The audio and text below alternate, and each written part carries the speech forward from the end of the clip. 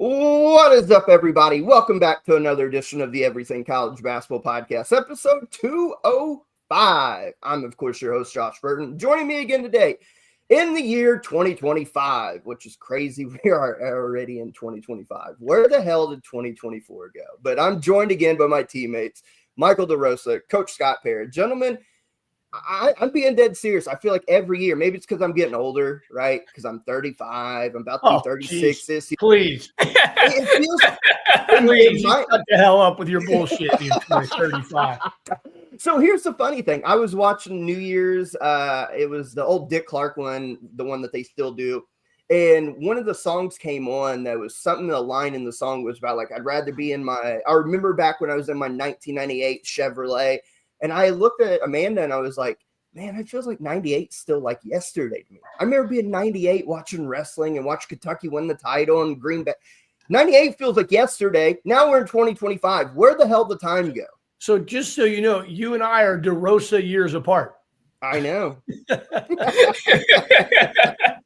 Well, that's the perfect link if you're watching us live here. So you've got me and then DeRosa in the middle, and that links me and Coach. That's crazy. And then the old man at the end here. So yeah, happy New Year, everybody. Excited for what 25 brings, obviously, for me and what's going to happen here in the coming months. Excited for the college basketball season here as we're approaching halfway through and really hitting the conference tournament, play hard. And, and obviously I'm excited about my boys here today after the unfortunate situation, but we got the kickoff here for the Irish, and I'm excited for that. Well, DeRosa, 2025, it's another new year for your young ass here. But, how is it so far? Are you excited for 2025? Kind of what's your goals here for this year? Goals, that's a deep question. I don't know. Weird start to the year with the Butler game. They were up 11. They were up 11, and then Villanova went on an 18-0 run, and they did not win the game after that. Let me tell you, they didn't win. So that was tough. But New Year, it's good staying with the family. I moved my flight back, so I'm staying here for a little bit. Just want to make sure I connect with people. I guess that would be my main goal. And keep killing on the ECB podcast. You're doing a great job. And we have big goals, and we got another time to talk about that. Like 2025. 2024, let me wrap up 2024. That was by far our biggest year. Like, no doubt about it. You look at what we were able to accomplish in 2024 with the tournament podcasts and all these live shows, going to the games for another year in a row, networking. We bring Coach Farrer on to begin this year, which happened in 2024. Seth Davis. Like, 2024 was such a great year for us, and we're already off to a great start in this year for us that I'm excited to see what 2025 as a brand brings us. I'm really, really excited about that. Coach, you talked about it real quick, but we do have to send our condolences. Like, it seems like every month at this point, something crazy in our country happens, and we don't ever get political here, and we won't here now, but I just want to send condolences out. I don't know what goes through people's brains. Like, you got people just trying to ring in the new year and celebrate and mind their business, and you got some maniac that does what he decided to do and ruin that for a lot of people. And conversely, your Irish supposed to play yesterday in the Sugar Bowl, and I got postponed till today. But I just don't get people, gentlemen. I just don't get what goes through people's heads that they want to do harm to others like that. It's hard. There's probably no explanation. People obviously have issues, and the fact that they want to inflict harm on others is obviously the concern, for us. So nobody wants to deal with whatever they're dealing with, but to try and send whatever, messages they think they're sending or who they're representing to harm other people is just disgusting. And, I feel for everybody there, the families involved, the people. It's just, and now sports is such a secondary thing. Like, it just becomes so, but yet it's also in some ways important. We talked about this, like, Michael, you're too young for this, but 9/11, this is small compared to that, but not to those 15 families that lost loved ones. It's the same. Yeah. And so how do you continue living your life yet, even though these bad things happen? And sometimes sports is just a way for 3 hours for people to kind of, try and just forget about it for a little bit. And, but it's just an unfortunate situation. There's no other, it's terrible, horrible, and I feel for everybody involved as well. Well, I mean, sports is a great unifier. I know there's a lot of times that non-sports fans will look at sports and be like, why are you so emotionally invested in people playing a game? But then you look at stuff like this, and I guarantee you when the Irish and the Bulldogs play here later in the Sugar Bowl, there will be something that kind of unifies that crowd together over this tragic incident. And you talked about 9/11, Coach. I remember the moment, and it happened a little after, but when President Bush threw out the first pitch at the World Series between the Yankees and the Diamondbacks. Do you remember that pop he got? And he wasn't the most popular president at that time, but we were all so unified at that time that he got a massive ovation for throwing out the first pitch. And it's just one of those things that unites us. Say, hey, I hate that we have to be united over silly shit like this, right? Yeah. That people have to be idiots to unite us, but sports is a great unifier, and I guarantee you the Sugar Bowl will do something special later on today. And the hardest thing is people feel, and it's hard, like even for me, like I'm so removed from it, but because I'm a fan of Notre Dame football, like people feel guilty, like it's like a guilt feeling, like, oh, like if I invest in this, should I be guilty because it's just a game. And Matt, so imagine being there in New Orleans and being players and staff and all that for Notre Dame and Georgia. Those are the things that becomes really weird, in how you try and compartmentalize / deal with it. But like I told somebody else earlier today, there's a game being played. They have to play it. Mm-hmm. So it's okay to watch it and root for it or whatever. My dad always told me a story back when this is back in the 80s when he was a big fan of IU as well and Coach Bobby Knight. And was it the 81s when they won it with Isaiah? Yeah. They were playing out in Philadelphia the same day that the president Reagan got shot and the game got postponed, right? Yep. Yeah, I was 14. Yes. Yeah. Dad told me about that, and I've heard about that story. And since then, I've went and watched highlight. I forgot about that, Josh. That's a great point. There's a very similar situation in some ways. Only unfortunately, all these people lost their lives. I mean, anyway, let's move on. Let's talk about college basketball. We got a great, exciting show today, right? With a good guest coming on. Let's turn the page. Yeah, in about 7 minutes time, 5 to 7 minutes time, we will be joined by Coach Rob Essen, head coach of Illinois Chicago, coming off of a massive upset off of Drake. We talked about Drake earlier in this year on these podcasts. They go down to Charleston, win the Charleston Classic. They beat Vanderbilt. They beat some really good teams. They were 12-0. And in league play as well, to get a win like that, to spark your league conference play. And you look at UIC right now, we'll talk to Coach Essen about this. Fellas, they're 9-4, 2-1 in conference play right now, and coming off of a big win against probably the best team in the league right now. I mean, you talk about a momentum confidence boost. I can't wait to have Coach on. Yeah, look, he's a good friend of mine. We go way back. We got a lot to share. And, I think, Michael, you'll enjoy getting to meet him as well. A young, great basketball mind, and just excited to have him on. Absolutely. Always interesting to talk to coaches, especially after like a huge win, just to see. I mean, and it's his first year too. They beat a good Yale team early in the season. Yeah. Win over Drake. Like it's going to be, I'm really looking forward to that conversation. They've won 5 in a row. They're 9-4 and 3 of the 5 on the road. So they're really playing well. And so this is, it is great timing. I think that's all part of doing things like this, right? You want to bring guys on that are, did something cool and it's relevant to what fans want to hear. And especially, Josh, with you being so entrenched in the Midwest here with UIC, a program that hasn't been on the radar much, to be on the radar, that's a huge win. We even discussed at some point, I believe, Drake being 30 and whatever. Yeah, we were talking about them on the potential Wichita State path. Yes. Yeah. And it's a great point, too. And I will pronounce his name right. It takes me a minute. It's Eshan, right? Coach Eshan. Let's go Eshan. Rob Eshan. Eshan. Got it. I will get that right before he comes on, by the way. Eshan. All right. No, we were talking about Drake being on the potential Wichita State path because of how they had looked. But it's a good reminder, too, as league play officially begins now. We'll talk about the SEC beginning on Saturday, and every other league is fully immersed in the league play now for the next 2 months.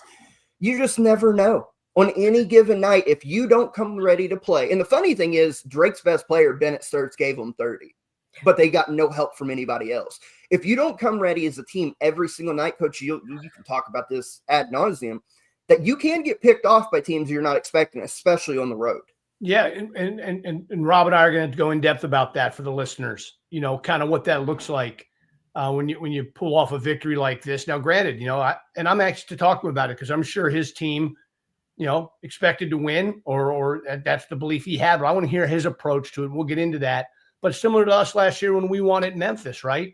What goes into that? Well, the first thing is for us, for our side, is it's all about playing our best. Like, we feel as coaches most of the time. Now, my first 2 years at Rice, sometimes it didn't matter if we played our best or not. We didn't have enough good players yet. But we go into Memphis, we know if we play our best, we'll give ourselves a chance to win. If we play our best and they play their best, we're probably going to lose.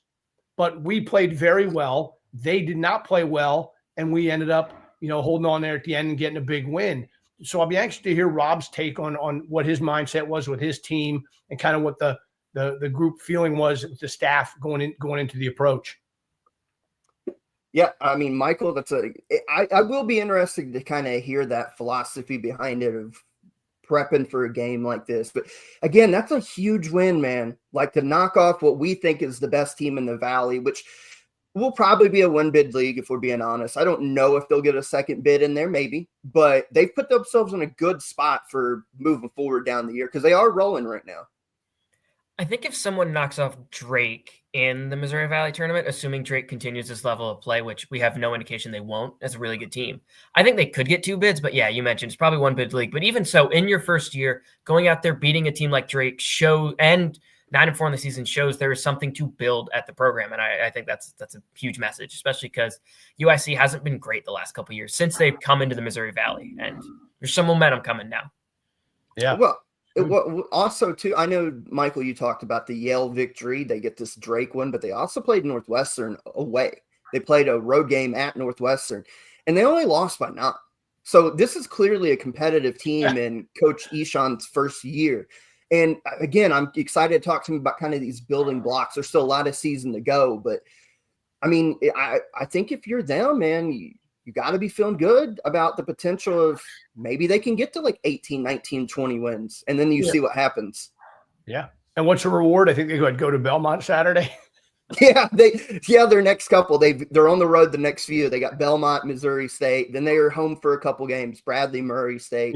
He and I'll get into it, but he's in a tough league, and Conference USA was the same way. I mean, such an underrated set of teams and places to play, and I think the Valley's done a pretty good job of promoting themselves, even better than Conference USA did over the years, to be honest with you. Yeah. And Rob and I, if we have the time, we'll get into that as well. Well, we are waiting his arrival on the show. A little bit more on his team, though, man. They play a pretty fast tempo, like 117 in the country, especially for a mid-major. That's pretty good. Like, I mean, you're in the top half of the country in tempo. 146 in offense, 215 in defense leaves a little bit to be desired. But again, when you're playing some of these teams that they're playing, like, you're going to get points scored on you. I'm curious too. I think if maybe you asked him truthfully, like the one area that he would love to see cleaned up, turnover percentage, they're 304. They're turning the ball over 20% of the time is not great, but they're rolling. Imagine if they clean the turnovers up, what they can do in the Valley.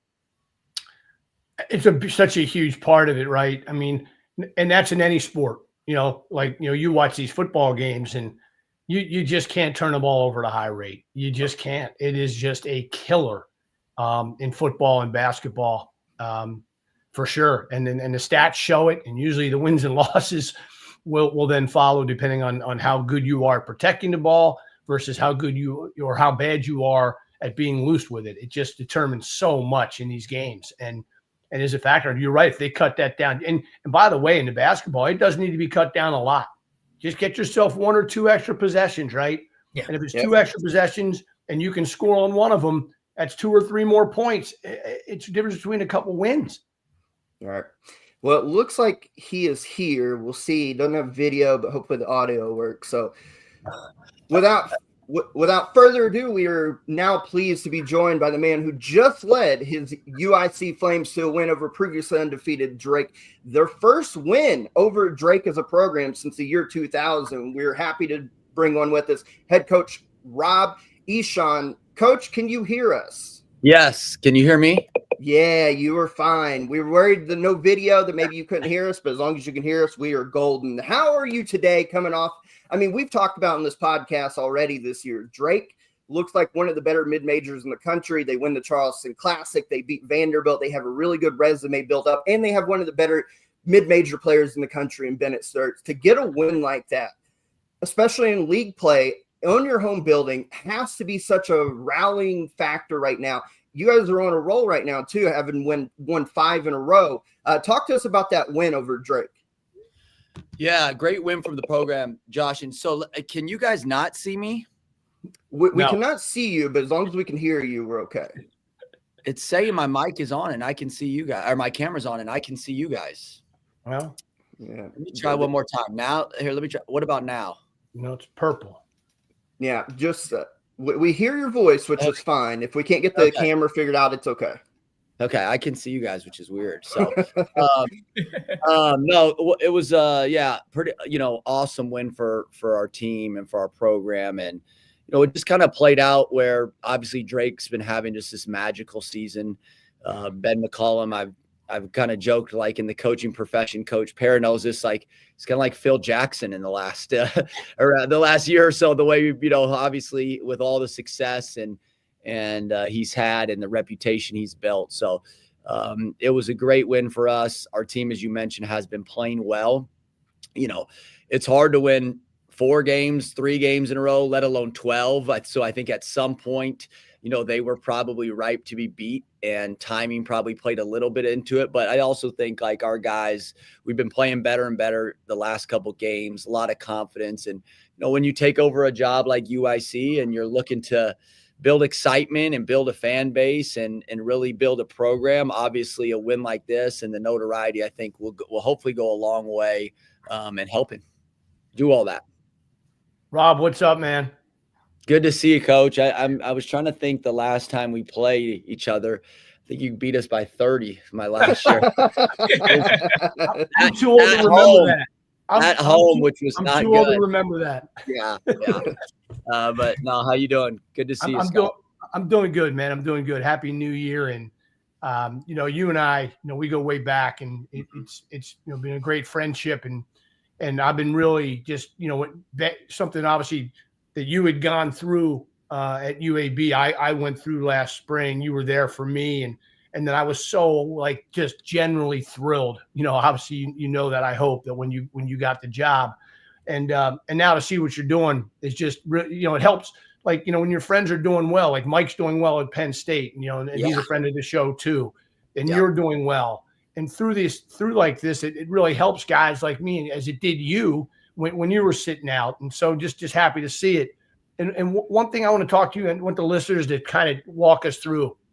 When you're prepping for Drake, right? Your kids are aware of their record and what they're doing and what's going on, but you guys are playing well. What was kind of the approach, Rob? What was your message to the team, your approach, et cetera, going into the game? Well, what's interesting, one of our coaches in our coaches meeting, one of our coaches was like, man, this is a big game. And then right away, one of our other coaches was like, it's not, it's just another game. And, and both of them are right in that scenario. And what I told the team when we prepped for this deal was, guys, we're going to approach this in 2 ways. This is another game, win or lose. This will not affect our season and our goals at the end of March when we get to Arch Madness. So that's one aspect of it. I told him, I said, the other aspect of it is we're all human. And so Drake is 12-0.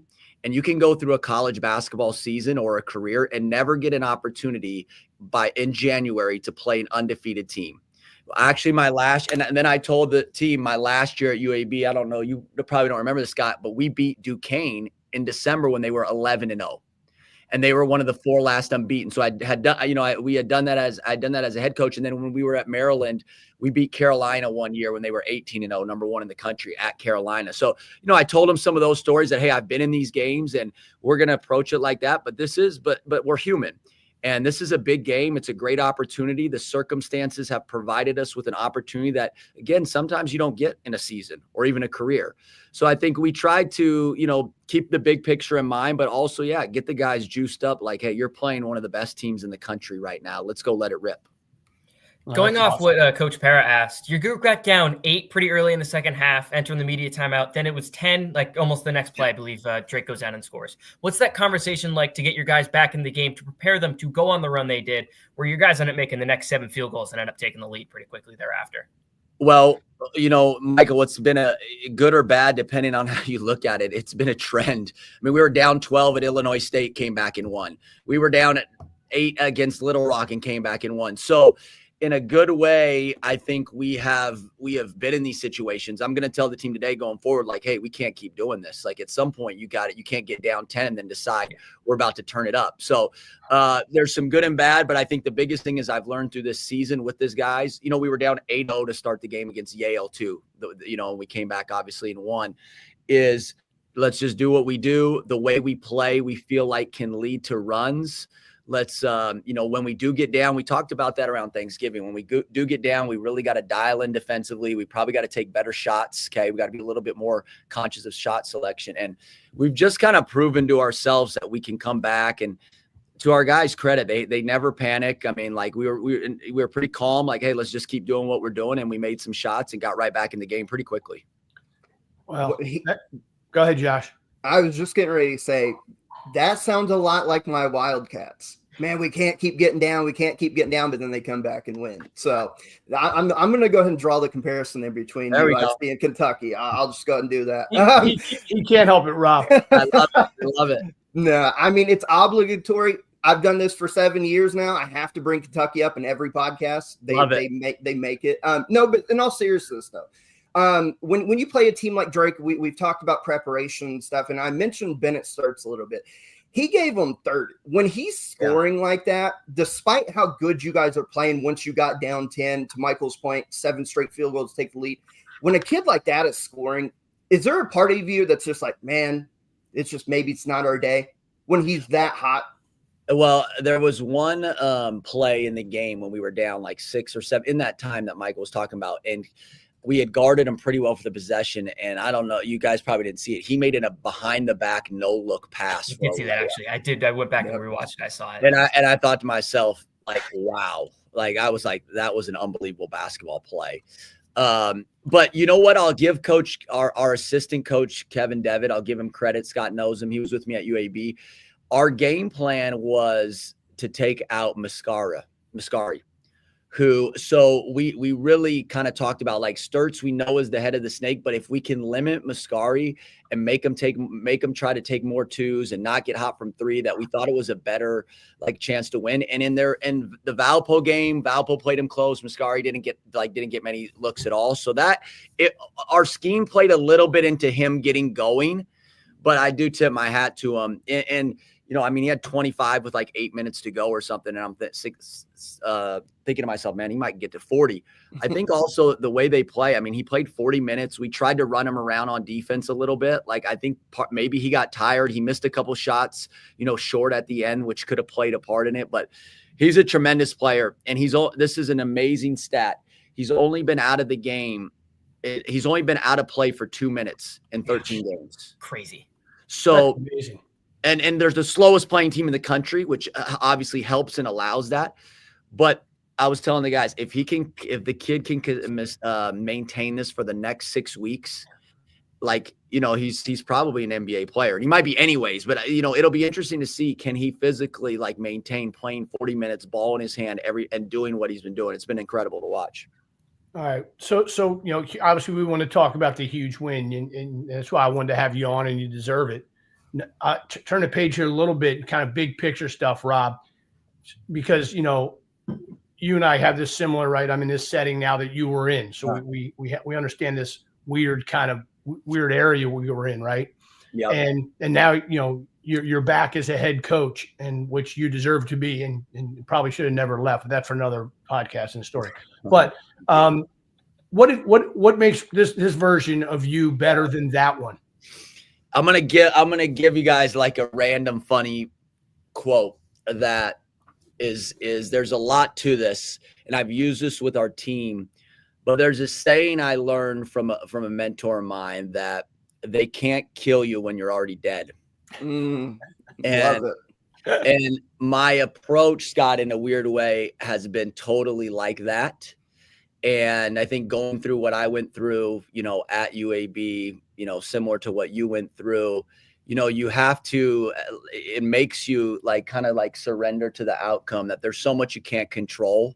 Yeah. And I think I'm just so much better because of that mentality, that, I want to win, but it's not going to define me. I'm going to do my best. I'm going to, do what I love to do, try to be the best version of myself, which I think as you get older and as as you grow as a head coach, you kind of discover that. And then I'm just going to let the chips fall where they may, and not lose sight of my purpose of why I coach and love and trying to help young men develop and grow as leaders. And I've told this to everyone, I think I'm a good coach, but I'm not on my computer watching film till midnight every day. That's not me. And some coaches are like that. And I said that in my interview here. That's not me. My family's the most important thing in my life. I have 3 little kids. I love doing leadership stuff with our guys. I think the best thing I've done here is nothing has to do with basketball. I think we've just built a good culture, to be honest, of what it should look like. So that's kind of helped me just in so many ways. And I think one thing that happened in the game that kind of will tie this back to that is the last game versus Drake, we were kind of struggling to guard, and we got down, as Michael said, and I subbed our starting 5-man, and I didn't put him back in the game. Our starting 5-man had scored the first 7 points of the game. He's having an amazing year. He's probably one of the best bigs in the Missouri Valley. Okay. And the game called for our backup 5 to switch ball screens, which he does way better, and just let it rip. And to our starting 5, Sasha's credit, he was sat on the bench the whole time and cheered. I think this, Scott, the game within the game, my old self would have probably man, I feel like I got to get him back in there. He's our starting 5. And I think just more clarity, you know what, this is just what's best right now. Let's just let it rip, see what happens. And I think we've just built a culture where guys have been able to support that. So, well, it's why you and I are so similar and get along so well. I'm the same way with kind of how the approach is in terms of, how I look at things in terms of family and the film at midnight stuff. And, depending on, we're just very similar in that way. And we always have been. And so just happy to see the success. I know Josh has a question for you. We're not going to keep you on here too much longer, but good stuff, Rob. Yeah, Coach, we appreciate your time. I've got just a couple more just real quick hitters. It kind of follows up on Coach Para's talk about coming from UAB, taking some time off, and then getting this job. And I want to ask you, in that time off from when you left UAB till now, if you just look at tempo and stats, you can tell a difference. Your time at UAB, you guys were in the upper 200s, low 300s there, towards the bottom of tempo, 3-point attempts, 3-point shooting. During this time, were you able to look around the landscape college basketball and see it go to more of a modern style and think, I'm going to probably do more of that when I come back into coaching? Well, 100%. And I thought when one of my downfalls at UAB was I controlled offense way too much. And I tried to control everything. And then we played, and we joked about it, but we played Scott's team at Rice, who's running and gunning. And we couldn't keep up. And honestly, it was a bad matchup for us. And I remember the year before in the conference tournament saying hopefully we're not going to play Rice, because it was a bad matchup for us, because I was trying to control the offense and run and call every single play and try to be the best coach. And I think, after I got fired and kind of did a deep evaluation of myself and what I want to be, I just don't think players grow as much as they can. And, if you hold them back. And I think also what affected me is when we went to Stanford and I got to see Tommy Lloyd, take over Arizona, a good friend of mine, first year head coach. No one knew how Tommy Lloyd was going to do, right? Kind of a interesting hire. And he just takes the college basketball world by storm. Playing fast, giving guys freedom, giving guys confidence, and guys that played under Sean Miller the next year become pros under him because they're just doing things that you're like, wow, how did these guys get that much better? So I think that's a part of it too, is less control this time as a head coach, trusting the guys, giving more freedom as well. Yeah, Coach, again, thank you very much for your time. Don't want to keep you too long, but your team was picked dead last in the league in the preseason poll. Through 13 games, as we've talked about at length, you guys are 9-4. You beat a dang good Yale team, beat unbeaten Drake. What has the season been like? And you mentioned the culture. How have you been? Is that part of how you've been able to exceed those expectations set for you? Yeah, I think the biggest thing is I've been saying this since I got the job in the summer and the fall. And, everyone's asking, how good are you guys going to be? And we're picked last. And I kept saying to everybody, all my friends, I think probably Scott as well, we play hard. We're competitive every day in practice, and we're coachable. So like I knew in the back of my mind, like these kids listen and they play super hard. Like I knew we were going to have a chance to be good, talent, and I also had a pretty good feel for our talent because this was a similar league to when we were in the Conference USA and it was good. So I knew we were going to be good. How good, I wasn't sure, but the intangibles we've had have been really, knock on wood, like off the charts. I mean, I have no issues.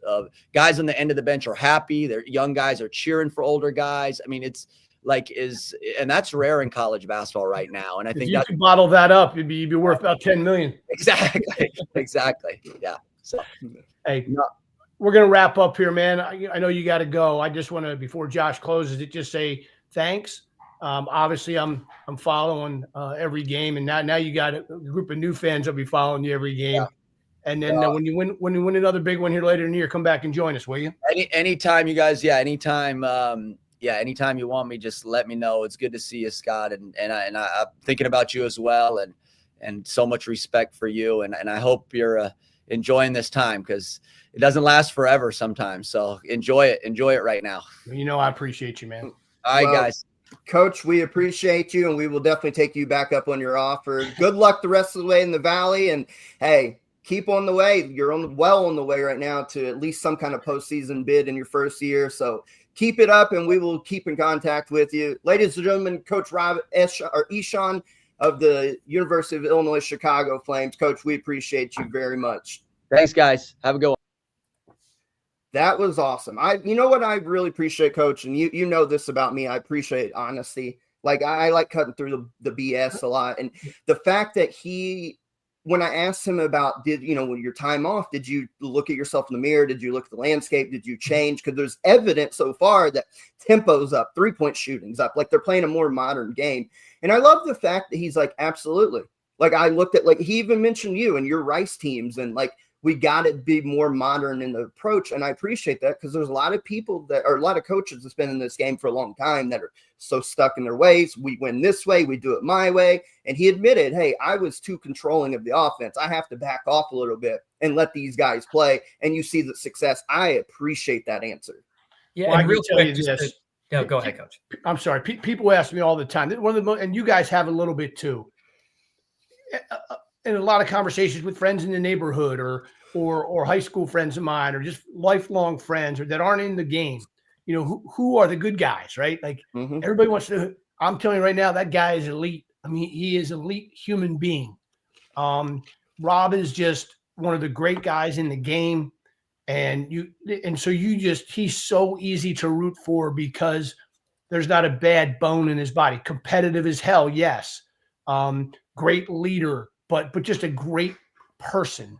And so our friendship, I appreciate. My respect for him has always been there. And so, when you make those lists of who the good guys are, he's near the top. Yeah, and when he mentioned Tommy Lloyd in Arizona, it made me think of because he also mentioned Sean Miller. Sean Miller coached at Arizona, then he took the job at Xavier. And one thing he said when he got his job at Xavier and why that team, his first year, they ended up making a Sweet 16, was because he saw what Tommy Lloyd did and how quickly they would post up the bigs. And he had Fremantle and Nunji, who are two like good bigs. And he was like, yeah, I saw him do that and I took that. And it was really something that made that Xavier offense in his first year really, really good.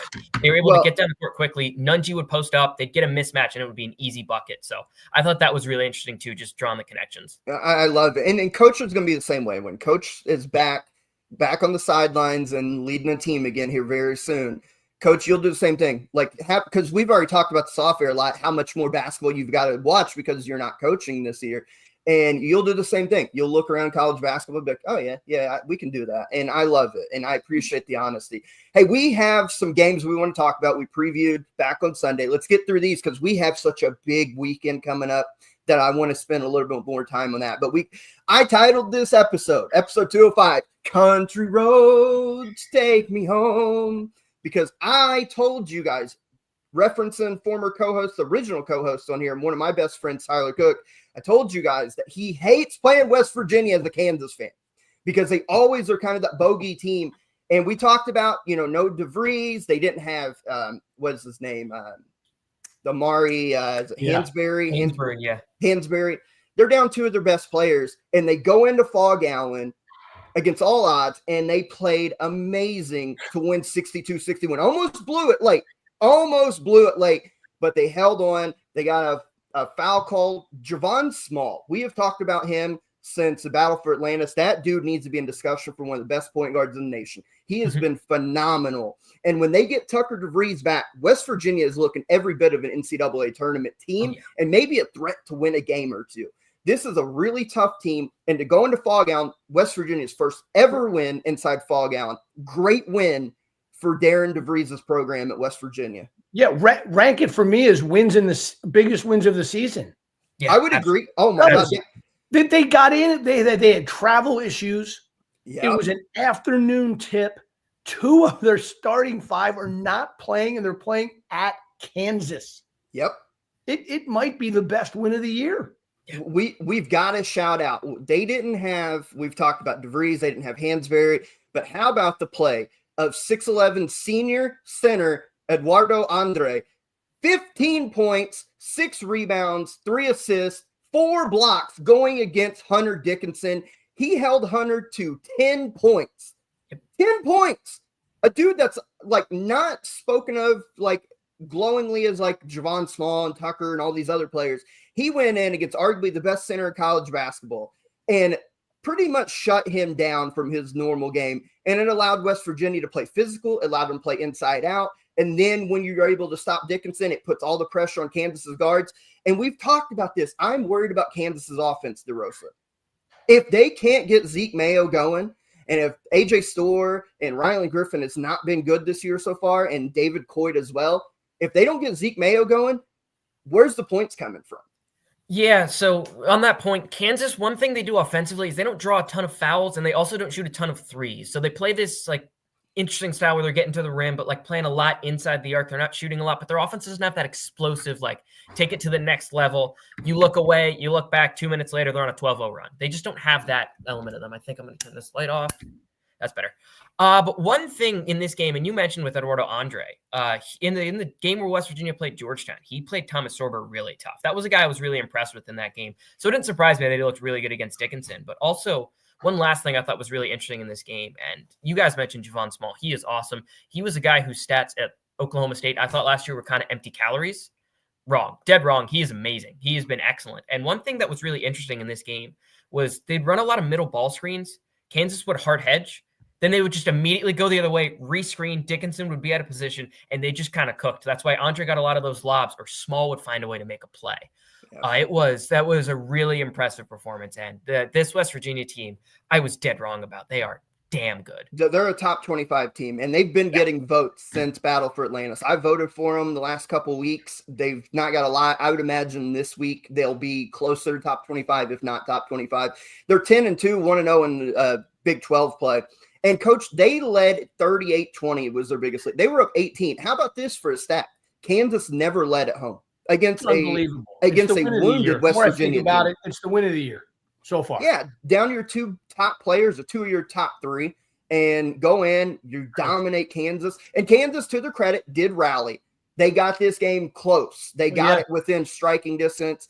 And I'm trying to remember off the top of my head. I think it was David Coit took a bad shot. And then Flory Badungan fouled Javon Small from 3.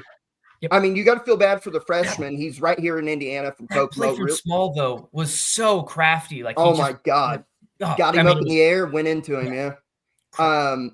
But Kansas, 9-3, they're going into the heart of a really tough Big 12 again. I don't know. You still put trust in Bill Self's going to figure it out. But I've seen some Kansas beat writers that we follow after that game the other day say, man, there ain't nothing different about this team. The transfers have not been as advertised, and there's nothing special. They compared this year's team to last year's. And if you remember last year's team, they couldn't shoot from outside, and they really struggled scoring at times. And so far it looks a kind of a redo, which is weird because Bill Self just don't have like mediocre seasons back to back. It's really, really weird. Great win by West Virginia, though. Great win. I want to talk about another one that happened just last night. I know Peyton's in the chat, so we'll show some love to his Louisville Cardinals. I predicted this. I think both of we you all went did, didn't we? I switched last second. You went Carolina. That's right. So me and Coach picked it. How about the Louisville Cardinals, fellas? They played Kentucky really close. They made a ton of threes, and since then they've reeled off 3 in a row. They go at Florida State. They escaped last Saturday against Eastern Kentucky, but they got the win, and now they handled North Carolina at home 83-70. Again, I still like this Louisville team. They're up to 58 in KenPom. They're 9-5 on the year, 2-1 in ACC play. They do not play Duke, and they do not play Carolina a second time. They've got Virginia coming up on Saturday. This looks like a Louisville team that's starting to figure it out, Coach. And if they do, they're going to be a threat in the ACC. We have, I think we've done a really good job on this from the beginning, saying they hired the right guy. Yep. Whether they, wins and losses, I didn't know if they'd be 9-5 right now or 5-9. All I'm saying is, I think they hired the right guy to pump some energy back in there. Style of play. Didn't they get a 5-star to commit at the game? Yeah, Peyton talked about it in the show earlier when we were interviewing Coach Eshawn. He said, "Go Cards, Michael Brown Jr." So they have momentum, and the program, the Louisville Nation, has hope. Yep. And so that right now, that will carry the day, whether they win 17 or 22 this year, make the tournament or not. There is reason for optimism. They've kind of flushed that. What happened, I think, is kind of being flushed out. And based on how they're playing and that league, there are wins on that schedule. 100%. And the interesting thing with the recruit, just because Coach echoed every single point I would have made about Louisville, is he did the thing that DeBanza also did, where he signed in the early signing period and just didn't tell anybody.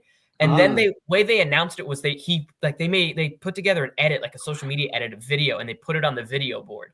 So it's he's holding the basketball, I believe. Then he goes, "Card Nation, I'm signing up for next year." And then that's cool. I didn't know that. That's cool. Way really to do it. Being creative. That's really cool. You know how I found out about it is I seen Donovan Mitchell tweet about it. He welcomed him to the Ville and stuff. So Louisville's coming together, and despite any rivalry, anything, we've talked about this for years. When Louisville's good, it's better for college basketball. Yeah. It is better, and they look well on their way. So that's a great win. Carolina, we thought they figured it out after beating UCLA, started rolling, and then they drop another one. I think Carolina is just going to be like this all year. They're just going to be like a roller coaster. Great win for Louisville. Real quick, DeRosa, your conference over in the Big East, just a couple of games I want to touch on real quick or let you touch on. Creighton, we all picked St. John's on the road, and we all got burned. Creighton 57, St. John's 56, and then Marquette goes to Providence and puts an absolute ass whipping on the Friars in the AMP. Home court, I thought may play a factor. Didn't bother the Golden Eagles at all. So on both of those results inside the Big East, what do you think about them? Yeah, on the St. John's game, I mean, one thing we mentioned at length was like they're going to really bother Stephen Ashworth, and they did. I don't know if he ended with like 8, 9, 10 turnovers, but like it was a lot. Like they really bothered him, but he knocked down shots. Kalkbrenner was excellent in that game. He controlled it on both ends. And St. John's offense, I still have questions with that because they don't have a ton of shooting. So it's just a lot of driving, and they tried to drive at Kalkbrenner. And that is the one thing you cannot do. Creighton plays a ton of drop, and they didn't have any counter to like have a guy hitting a couple shots on in the pick and rolls. It just went straight at Kalkbrenner, and that's not how you beat Ryan Kalkbrenner. It's just he is too good a defensive player to try to run at him and just score. It doesn't work, and that was evidence in this game. And with Providence, that team, Marquette is an awesome team. Don't get me wrong, that team is amazing, but this Providence team just I don't see the vision. That was a really bad performance, and they're better than they played that game. Don't get me wrong, but I've got some questions with this roster. I just don't think it fits the vision Kim English has. Coach, another theme of these games, again, I know you've been real heavy on this. We talked about Kansas, West Virginia, 62-61. You get Creighton, St. John's, 57-56. Providence only scores 50 against Marquette. Again, low scoring in these big games. I mean, lack of offense, defense. Like, what do you think? That's a great. I don't know. I'm anxious to see now. We got a big enough sample size to see maybe some comparisons in scoring, right, from previous 5 years. And maybe Michael, you're You're the young computer whiz there. Give me some numbers on that for the next show and see if scoring is down, see if what the field goal percentage, turnover situations are, because it's definitely I think it's an obvious trend here at this point that there's so many games from really good programs scoring into the low 60s. Yeah, I will look that up as well, because I'm pretty sure either KenPom or one of these analytical sites has like the points per game year over year that we can look up. But good wins, man. Creighton getting a much needed win for themselves. West Virginia with I'm thinking with Coach maybe the win of the year so far. Down two of your three best players, going on the road to Phog Allen and knocking off a top 10 team, which you have never won at, by the way. And then Louisville, a great win against North Carolina. That sets us up for this Saturday. We've got a lot of SEC games because it is the best conference, a lot of top 25, more Big 12 action, a lot of good stuff coming up. But before we do, we have got to show some love to our new sponsor this year at W Energy. W is a clean energy drink that is made to give you focus with no crash, jitters, or angst like other energy drinks. They have no maltodextrin fillers and don't use artificial dyes. W contains vitamins, amino acids, a nootropic, and 150 milligrams caffeine. Their product is made in the USA in an FDA-inspected facility that strictly adheres to GMP manufacturing guidelines. And if you go to www.w.gg now, place an order, at checkout, use promo code ECB10, you will get 10% off of your purchase. I've talked about this before. I love their stuff. Really easy to make, shake it up, tastes good. And it does give you the focus that you need for whatever task you're going. So go visit our friends at W. Use our promo code ECB10. You're going to get yourself 10% off at checkout. We have the SEC beginning this Saturday. We have Big 12 playing more games. We are in the heart of conference play. And there was a lot of games to kind of choose from game of the day potentially this weekend on Saturday. But you look at the rankings, both AP and in an hour poll. Look, let's start in Rupp Arena in a weird time, too. It's going to be like a noon tip. I think it's going to be like 11 a.m. Central, but like noon in Rupp Arena. Number 5, Florida, coming to Rupp to play number 9, Kentucky. Just kick off SEC play, Coach. We've talked about this hypothetically for a few weeks. Florida is unbeaten. They've got the number 8 offense. They've got incredible guard play. Kentucky, when right, has beautiful offense to run. They look better in the second half the other day against Brown. First half was shaky, but they figured it out, ended up winning by 34. When you look at this game in Rupp Arena on Saturday afternoon, what do you see? Because I think this will be high-level basketball. It's probably game one of about 25 we're going to be talking about in that conference, where it is bloodbath. Just elite teams in an early season game here. And I guess, I just looking at conferences like this, especially when they're this hard and the teams are that good, you're going to have to win at home. Like, if you don't win enough games at home, like go 7-2, 8-1 at home, it's so hard to win, go 5-4 on the road. I mean, it just is. And so I'm going to go with Kentucky here in a small lean. Would not be surprised if Florida won, but I'm going to go with the home team in the league to see if they can protect the home court in a huge, huge game early. DeRosa, Florida is actually, according to KenPom, favored by 1. And keep this in mind. Florida, in their 13 games, they've only had one where they've not scored at least 80 points. And that's when they beat Wake Forest just after Thanksgiving, 75-58. They've scored most of the time in the upper 80s, 90s in every game besides one. Yep, KenPom has the game 83-82. I feel like this is going to go against Coach's trend. I mean, they're obviously going to be outliers, but yeah, I think this is going to be one of them. I think this game's really interesting. The Florida guards are awesome, and both these teams are really balanced offensively. Kentucky doesn't turn the ball over like at all, and they're really balanced. They're able to score at all 3 levels, but they're probably the best from the 3-point arc, both of them. And I think that's going to be the difference in this game. Florida is really good at defending the 3, as is Kentucky, and both teams are pretty good at shooting it too, and they shoot a decent amount of them. So I think it's really interesting. I think the key for Kentucky, and I'm going to pick Kentucky in this game, I think the key is they got to keep Florida off the offensive glass. If Florida has those bigs rebounding, I think Florida is going to find a way to just eventually get buckets. But I feel like Kentucky's going to be able to control the game, control the flow a little bit, get Florida out of some of the stuff they really like to do. And I just think Kentucky's offense could just dice them. You have to keep Florida off the offensive glass. That would be my one key. But I'm going to agree with Coach. I'm going to go Kentucky small. Would not be stunned to see Florida win. That is an awesome team, but I think Kentucky's more battle tested, and I think the Cats come away with this one.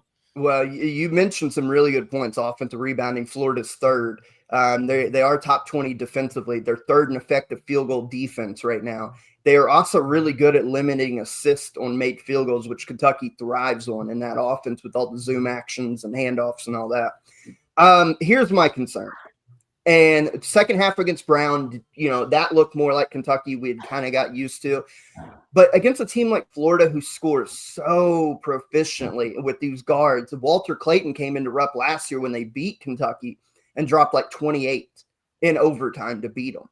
I think he could have a similar effect in this one. I'm worried about Kentucky's slow starts because against Florida, you can't do it. I know they did it against Duke and came back. Neutral site. Against Gonzaga, came back. Neutral site. This is Rupp Arena. I get that. Florida's too good. You also got to keep in mind, we got a little lucky. Duke missed some open shots. Gonzaga kind of missed some open shots. Florida's not going to miss those open shots, you wouldn't think. And I'm worried about Kentucky's slow start. I'm worried about Florida being the more physical team. It is in Rupp Arena. I think Kentucky will give a good showing, but I'm going to go Florida to win this game. Wow. Look, I'm worried. I'm dead serious worried about a slow start, and Florida in a blink of an eye could have you down 22-7. And 15 points coming back against them is way harder than coming back against Gonzaga right now. I don't know, man. I really love this Florida team. I love Kentucky too, but I think Florida is more prepared right now to go into Rupp and get a win. I'm going to go Florida by, I think with free throws at the end, I think they probably win by like 6 or 7, to be honest. I'm going to go Gators early afternoon in Rupp Arena. Let's stay in the SEC. Let's go number 14, Oklahoma, at the number 1 team in the country, Auburn. We have raved over the job that Porter Moser's done with Oklahoma, 13-0. They've got a couple big wins under their belt so far. Michigan looks better now. The Louisville win looks better. But they Josh, they play Alabama this week. Oh, sorry, Alabama. I'm so sorry. I had them against Auburn. I was looking at another game. They play Alabama this week. I apologize. At Alabama? Yes, they go at Alabama. I was looking at another game. I apologize. They go to Alabama, who is still obviously really good, so it's going to be a challenge. Oklahoma's got to control tempo, I think, DeRosa. They have to limit this to a half-court game. Hope Alabama misses shots. When you look at this game, what do you see? Yeah, it's definitely the question is who's going to be the guy tasked with guarding Jeremiah Fears. Fears has been awesome this year, but he is also a freshman, and this, I'm not too sure. I got to check this. Yeah, this is his first road game. He's been their best player. This is his first road game as a freshman who reclassed up. Fears has been absolutely incredible. Looks like an NBA player, but this is a really strong test for them, and I don't know. I kind of think Alabama rolls in this spot. I just think Alabama's just the much better team. I think one thing that Oklahoma does really well, they're not going to get beat from the 3-point line, but I think Alabama's offense is going to space the floor. They'll find looks inside. If this was Auburn, I would predict, and I just think Auburn matches up really well with Oklahoma. I think Auburn would absolutely smoke them. I think Alabama, the matchup's a little more tough, and Oklahoma is really good defensively at the 3-point line. I think that'll be a key. Can Alabama get those open looks from 3, or will Oklahoma just be able to run them off? But yeah, I think this is a bad spot game for Oklahoma. This Oklahoma team is really, really good. That win over Michigan was really impressive to me. I didn't think they'd win that game at all. And they came out there, they got down early, but they ended up coming back and finding a way. I don't think they're going to find a way in this one. I think Alabama takes it by double digits. Give me like a 12 to 15 point win. And thank you for correcting me. I was looking ahead on my sheet to Missouri at Auburn, and I conflated the two. But yes, Oklahoma is at Alabama, Coach. Yeah. Look, I think Michael said a lot of things I agree with. And back to my home court in these league games where these teams are all so good. It's a big one for Alabama to get at home early. You can't afford to take these losses in that league at home, or you could go in a swoon. So I'm taking Alabama at home. I'm going with the Crimson Tide as well. I just think too much offense, but the way Oklahoma's been playing, it's easier to slow a game down than it is to speed one up in most cases. If they can if they don't turn the ball over, keep this thing to a half-court game, you never know. I think Oklahoma keeps this close. Ken Palm's got Alabama favored by 9. I think that's about right, but I think Oklahoma is going to be in this. They've really surprised me this year. Let's stay again in the SEC, and this will be a theme this year because the league is so good. We're going to talk a lot of SEC, but let's stay in the SEC. Calipari's Arkansas Razorbacks go to number 2 Tennessee. In recent years, like over his career at Kentucky, he had success at Tennessee. Like you go back to last year, final regular season game of the year, they go to Tennessee and win.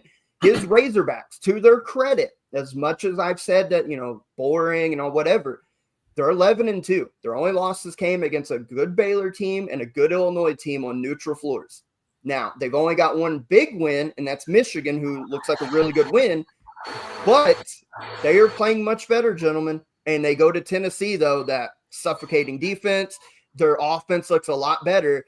When you look at this, Coach, can Cal muster up another big confidence-boosting win to put Arkansas kind of firmly in the race in the SEC?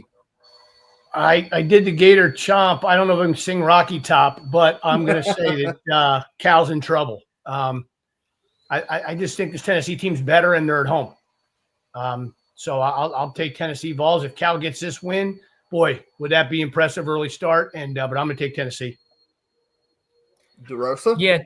John L. Davis hasn't played in the last 2 games. I don't know if you're going to get him in this one, but I feel like he's a guy that even if he doesn't play in this game, but going forward, if they want to compete towards the top of an absolutely loaded SEC, they're going to need John L. Davis to be that guy that he was brought in to be. They're going to need him to be as advertised because he hasn't been yet.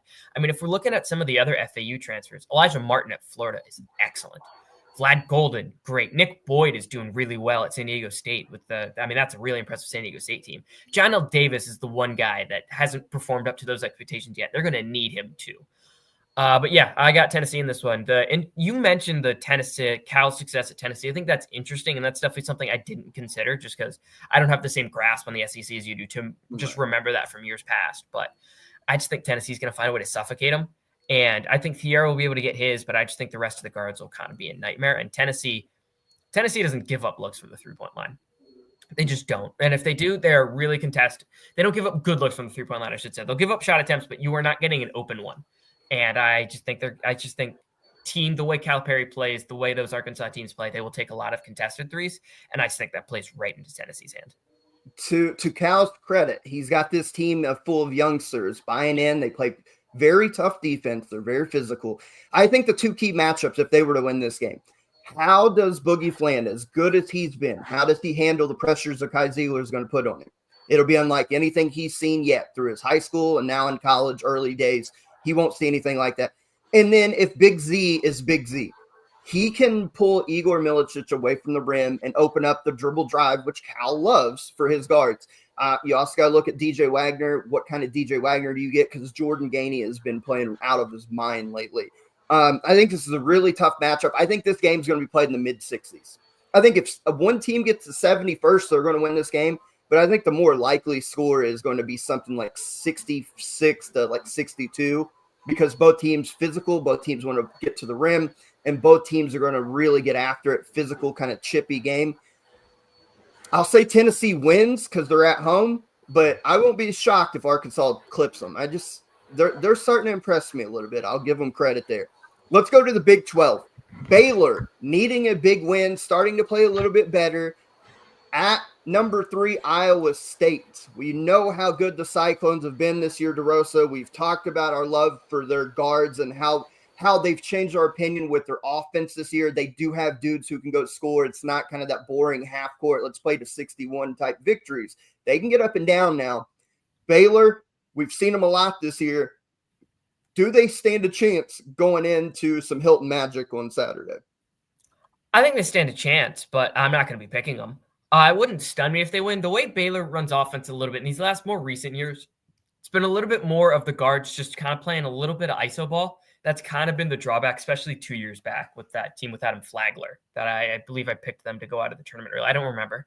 But there was one of those teams that just played a lot of iso ball with the guards. I think that's an offense that Iowa State's just kind of designed to cause chaos in. And in some of the games, Baylor's had a little bit of turnover problems. It's not been a consistent theme all year, but like in a couple games, they've turned the ball over a little bit. And I think Iowa State's a team that can force a ton of turnovers. And I like the way Iowa State is offensively. And teams against Baylor are shooting really well from beyond the arc. Part of that could just be coincidence, just because like some teams get hot against you. That happens. But some of it could also be their defense is kind of relying on packing it in, and they don't have a ton of true rim protection, so they want multiple guys around the rim, and that can give you open three-point looks. And I think this Iowa State team just has the guys to make that happen. I really like the way this Iowa State team plays, and Hilton Magic is for real. That is for real. I mean, what? That's a top 5 home court in the country. Oh my God, yes. Yeah. I it is. completely agree. Coach, since losing to Connecticut back on December 4th, Baylor's reeled off 4 in a row to get to 9-3. But their wins are against the powerhouses of Abilene Christian and Norfolk State and the dominant Arlington Baptist. And then I will say that Norfolk State team is not terrible. Coach Jones down there is doing a really good job with that program. Yeah, I'm just throwing jabs. I'm just having a little fun. Yeah. And then they did beat Utah to start 1-0 in conference play on Tuesday on New Year's Eve. Hammered them, yes, 81-56. So I'll use a DeRosa line from earlier. Is it empty calorie victories, or is Baylor starting to figure some of this out now? Well, it can be they're figuring something out and still going to Iowa State. It's going to be really hard to win. I mean, they could figure a lot out and not go there and win. And I don't think they're going to. I'm with DeRosa, Iowa State, 8+ win. They're going to win. And Hilton Magic keeps rolling. Hey, that's close. Ken Palm's got it 83-74, so a 9-point Iowa State victory. I'll go with the sweep. They're good enough. Like, they're really good. Their only loss is the 2 points against Auburn in a game that they should have won. And you're playing them at home. That's a brutal task, especially Baylor. If they don't get VJ Edgecombe to his full potential soon, it could be one of those 9 or 10 loss Baylor teams going to the NCAA tournament. I like Iowa State in the spot. Let's go back to the SEC. Number 23, Georgia, at number 22, Ole Miss, in an underrated game most people on the national radar probably aren't going to pay much attention to. But in our poll, these are 2 top 25 teams. You know I love this Georgia team.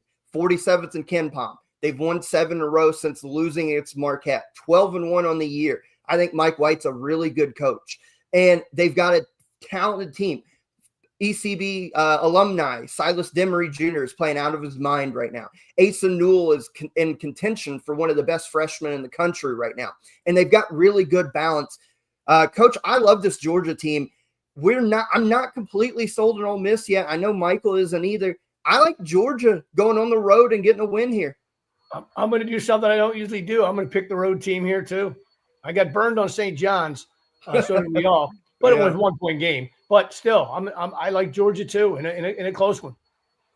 These are 2 teams I don't think I have a great grasp on. I watched the Georgia game when they beat St. John's till the end of that, and then they played Marquette, and that's a really good Marquette team. And that game was fairly competitive all the way through. I believe Marquette ended up winning by like 10, but like it was pretty competitive. 11, 11, yeah. I don't have good grasp on these teams. This would be a game I'd really like to tune into, but there's so many good games on this weekend. I might probably have to rewatch like a condensed highlight of it. I don't know. I'm just going to go Ole Miss just to be different, just because I think we don't have the best luck picking all road teams. When it goes to sweep. A sweep on the road teams, too. I feel like we're like over on those. So I'm just going to go Ole Miss. So I have a list here. We don't have to spend a lot of time. I just want to rapid fire. We'll get a prediction real quick. Coach, BYU at number 15, Houston on Saturday.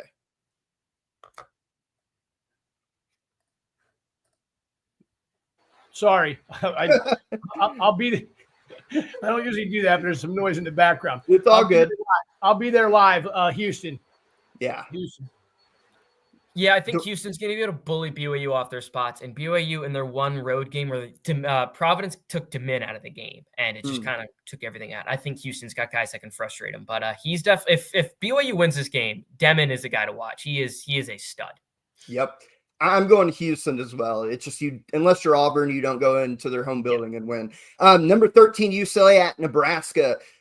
I've listed this because we know Nebraska, another home court that's kind of tricky for a lot of teams. UCLA coming off of a big win against Gonzaga last week. And do they get hung up here in Nebraska, DeRosa? I'm going to pick the upset. I'm going to go Nebraska. I think this game is really low scoring, really defensive minded. And I just think comes down to late play, and I think it'll be a toss-up, and if it's a toss-up, I'll take the home team.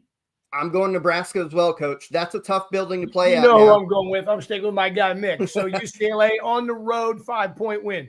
Yep. Texas opens their SEC league debut against a rival on the road, number 12, Texas A&M against Texas. It's a rivalry game, so this will be heated. It will be intense. Does Texas has what it takes to go on the road and get a big win to open up their SEC life?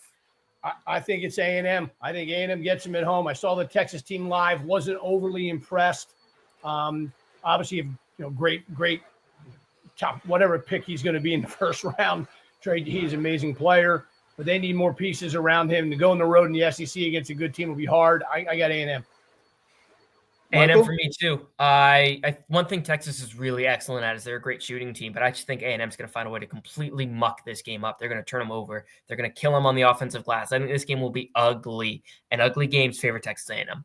What an opener for Texas and the SEC play. A welcome for them and Oklahoma. We talked about Oklahoma going to Alabama. Texas got to play a rival on the road where they'll find out real quick how physical the SEC play is, and I think A&M is going to bully them. I got A&M pretty comfortably in that game. A couple Friday games I just want to touch on just real quick. Number 18, Michigan State at Ohio State. Ohio State gets the big win against Kentucky a few weeks ago. Michigan State has been playing a lot better. They figured it out in Maui, and they've been playing a lot better. I think this is a hang-up spot. I think Ohio State, they do have talent at home in what used to be the Value City Arena or whatever it's called. I like Ohio State in an upset here. I think they've figured something out. You look how well scouted they were against Kentucky. Michigan State does not run the offense Kentucky runs.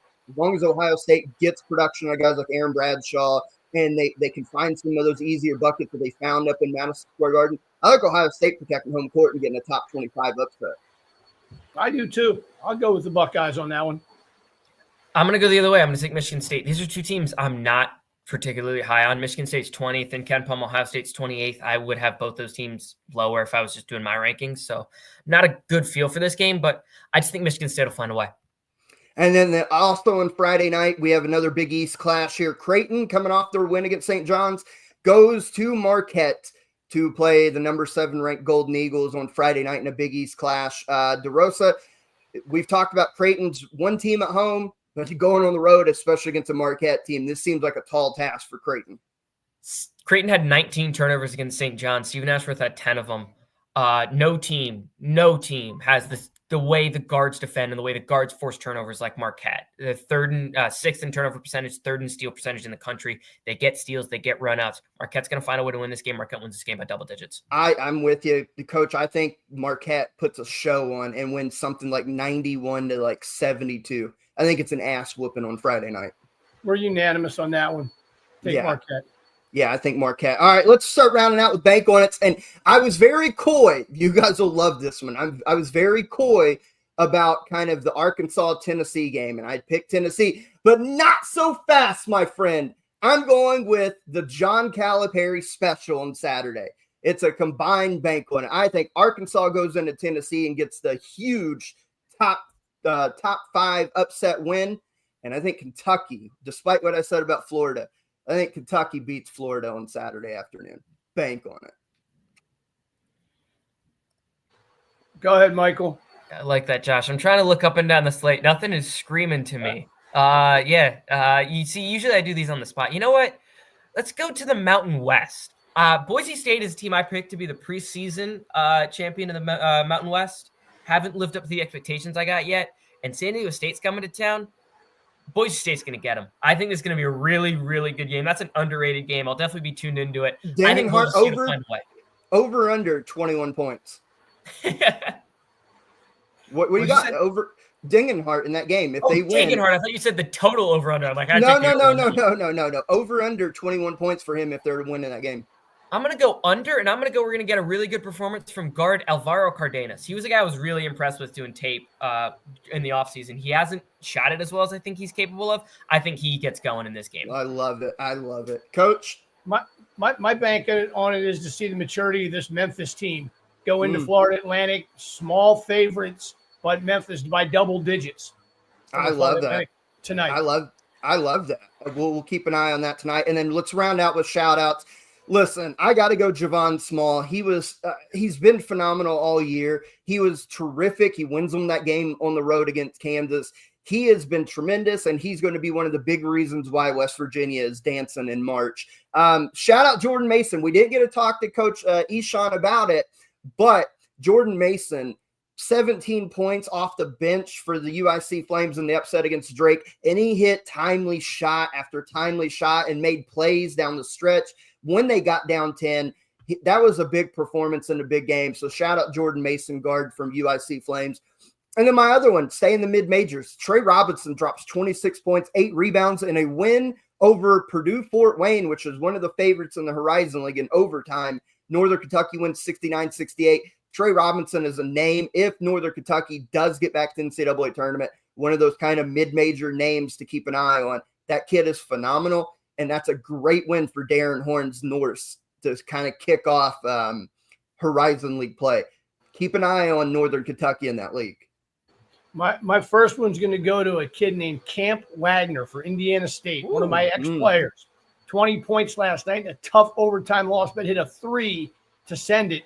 To tie it late with under 5 seconds, I believe. He had 5 threes and 20 points. He's a 6'5" sophomore, great kid. Shout out to him. And then I guess, appropriate, I got a shout out to my boys here in a couple hours. Try and get the win here against UGA in football. I'm going off the basketball script there for 5 seconds. I love it. Michael? I got a couple shout outs. One, I want to, even though Butler lost, I want to shout out Jamil Telford. He had 25, 10, and 6, no turnovers. I think Jamil Telford's an NBA player, and I think if he wasn't on this Butler team, I don't know if they have more than 5 wins this season, frankly. I think he is special, and I don't think he's going to get the love he deserves because this team just hasn't yet performed up to expectations. 2 more shout-outs. One, I mentioned him earlier. I want to shout him out right now. Coach Rob Jones at Norfolk State. They go over to High Point and win. That is a really, really good High Point team, by the way. Yep. Coach Jones has got it going at Norfolk State. He is a coach that I don't think is going to get enough respect, and I think needs more respect. What he's done at Norfolk State is really impressive, and he is in line to get a promotion and do so and hit a bang immediately next year. He is a really underrated coach, and this is a name I'm gonna butcher, but same game you shouted out Northern Kentucky. I'm gonna shout out Robert Morris, who played Northern Kentucky. Josh Omojafo. I hope I pronounced it right. I love it. He had 2 ridiculous poster dunks back to back, 2 top 10 ESPN worthy dunks. They were really impressive. So shout out to him. That kid can fly. And then the final shout out. How about this? Our guy, Coach Rhodes, Penn State plays host to Northwestern tonight in a Big Ten clash. They are favored on KenPom by 5 points. They win that. They move to 12-2. Excuse me. And 2-1 in league play. That's a hell of a start. So the Nittany Lions, 38th in KenPom, looking to get their 12th win tonight in a conference game against a pretty solid Northwestern team. So we appreciate you. We went a little long today, but we had a special guest. We cannot thank Coach Robbie Sean again, coming on with us right after basically the big win against Drake. They are set up for success. We talked about Penn State. They're set up for success, especially if they get the win tonight. And we appreciate all of you guys. Watch your college football today. You do have Notre Dame. Keep everybody in New Orleans that's been affected by that tragedy in your thoughts and prayers. Senseless, but keep all those affected in your prayers. And until Sunday for episode 206, we're going to have a lot to cover and review. Conference play is here. It's a new year. Happy New Year, everybody. And we cannot wait to bring you the best in college basketball coverage in the year 2025. But until Sunday, we hope you guys enjoy the rest of your Thursday evening, and we will catch you guys down the road. Peace.